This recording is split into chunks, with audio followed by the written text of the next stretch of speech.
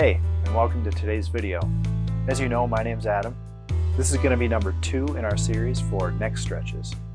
Now, last time we worked with some of the muscles up in the top of the neck, and today we're going to be focused more on the front. For this video, you're going to need a towel, about that big. All right, so let's get right to it.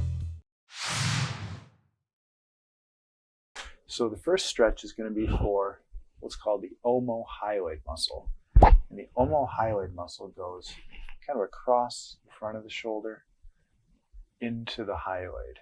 The hyoid's the Adam's apple. And what this also stretches is a muscle in the front of the neck called the platysma. It's responsible for the creature from the Black Lagoon face. And even though it's not a very thick muscle, it actually comes from evolution when, like if you're looking at a horse and the horse is sort of like flicking flies off with its tail and its skin will sort of flick, that's what the platysma is left over from. And now we just use it for facial expressions. What we're going to do is we're actually going to trap. I'm going to try not to bump my microphone. We're going to trap the front here.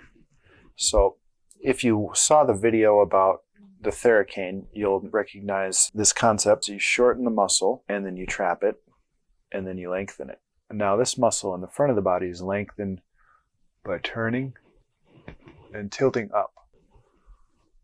So you're going to turn your head, and you're going to tilt your chin up.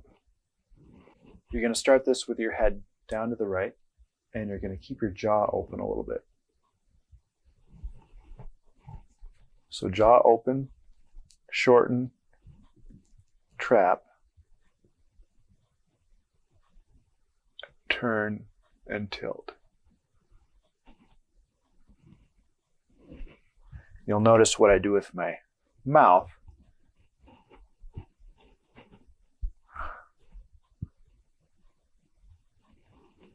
And you'll probably feel that in the front of your neck. Even up into your jaw a little bit. You might get some clicking in there. And what's that from? Just living my life, man.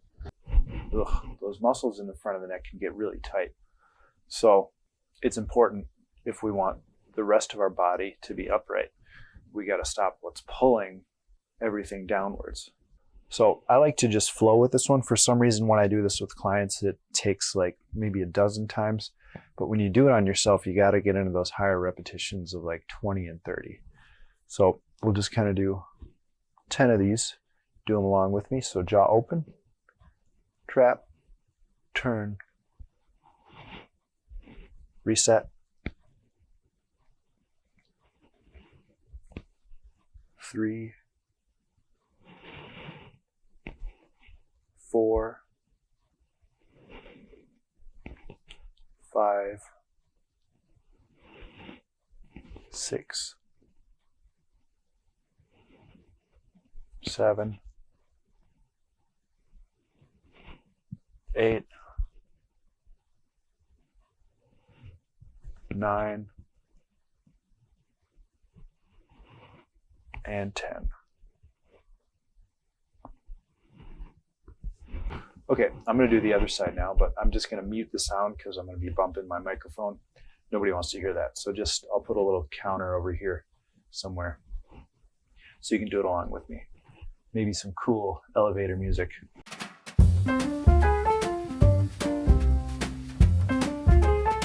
Real quick, you'll probably notice one of these sides is going to be way worse than the other one.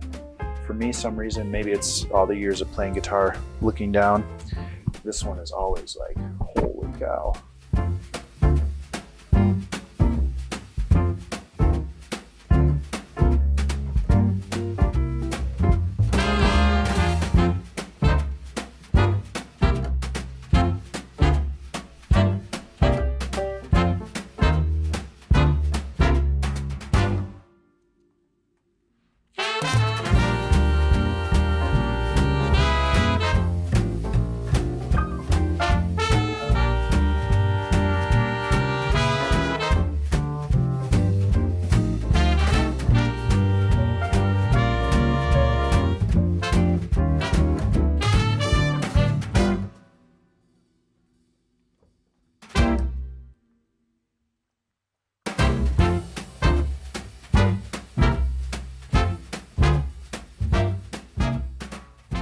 Okay, and there's two little things you can do to modify it. So since the motion is a rotation and a tilt, you can actually do more rotating first and then tilting. Or you can do more tilting first and then rotating. Or you can just kind of do a smooth amount of both of them. So the next one, we're going to need a towel. And a lot of these are pretty awesome stretches, but this one, just like the one we did in the first video of the series, it's going to be more focused on restoring the curve in the neck and pulling the layers off of the scalenes that go down in here. Important thing with this one is you want to kind of pretend like you are laying on something or up against a wall. You don't want to be going way back, and you don't want to be going way forward. So just imagine that your head's kind of fixed in a plane here. You're going to start in this position. And, we're not going way back. We're just going a decent amount back so that the neck becomes curved. And when we tuck our chin down, we pull with the towel. So you can actually start lower depending on where the most restrictions are. So you start lower and tuck back. So you're trying to get that double chin effect going again. And you go 1, 2, 3, 4, 5. And then you can change the location, go a little higher. 1, 2, 3, 4, 5. And then you go way up top. 1, 2, 3, 4, 5. Now that can get pretty intense. That was pretty intense for me. So use the gauge in your head of keeping it a little annoying is okay. Beyond a little annoying is way too much. So just use your own judgment with that. And if you feel dizzy or anything, just sit down. Because there's a lot of things going on in the front of the neck with blood supply and nerve supply up to the head. So we want to make sure we keep that uninterrupted. Okay, moving on, we've got our third and final stretch for today. And the stretch is a little weird. So we've got a few different elements with this last stretch. There is the element of the muscles of the jaw, the front of the scalp, the side of the scalp, and the back of the head. And the weird thing about the muscles in the back of your head is when you move your eyes, if you dig in there really deep, kind of more central, you can feel their activation when you move your eyes. And a lot of times, if someone has glasses on, they actually move their head more than just moving their eyes to look around. And that makes everything where those muscles in the back of the head move without glasses. It makes all those muscles sort of not be used as much, which can lead to some instability or some stiffness. Okay, so you can grab your towel. I like to use a towel for this because sometimes my fingers get a little greasy. But you're going to do 4 things, and you're going to hold for 7 seconds. So the 4 things are opening your jaw wide, raising your eyebrows,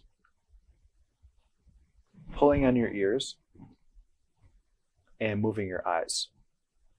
Now what you want to do is look as far in each direction as you can, and if one of them is a little less comfortable, do that one. For me, it's probably down is the most difficult to do.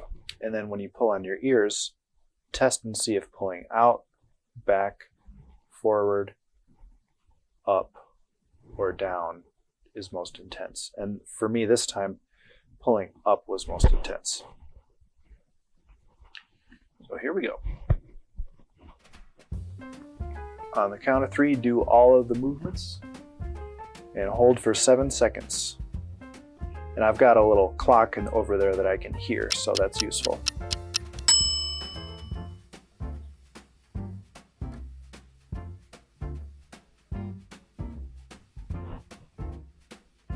And relax.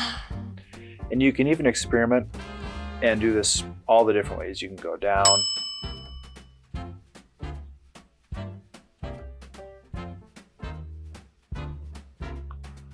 and I'm noticing that there's a certain point when I can just relax my shoulders a little more when I'm doing this.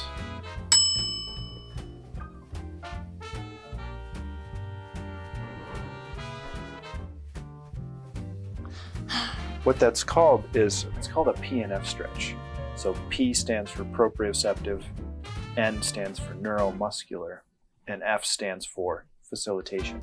So proprioception is sort of the body's awareness of itself. You know, it's the reason I can touch my back and know that know where my back is. Sort of.